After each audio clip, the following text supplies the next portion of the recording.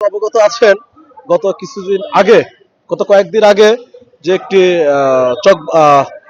বিটফুটে যে একটি ন্যাক্কারজনক ঘটনা ঘটিয়েছিল সেই ন্যাক্কারজনক ঘটনাটি আমাদের উপর চাপিয়ে দিয়েছিল, কিন্তু আমরা সেটা প্রমাণ করেছি সেই ঘটনার সাথে আমাদের দলের কোনো নেতাকর্মী জড়িত না। জড়িত জামাত শিবির এবং এনসিপির নেতাকর্মীরাই ওই ঘটনার সাথে জড়িত।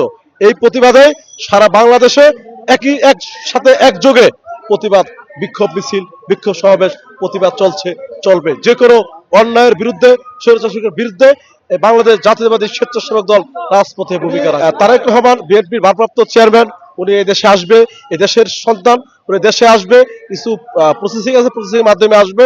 আর যে অন্যায় হচ্ছে উনি থাকলেও হবে, না থাকলে হবে। অন্যায়কারীরা, দুষ্কৃতিকারীরা সবসময় দেশে কিভাবে অরাজকতা সৃষ্টি করা যায় সে লক্ষ্যে অটুল থাকে। এটা দেখছেন একটি গোষ্ঠী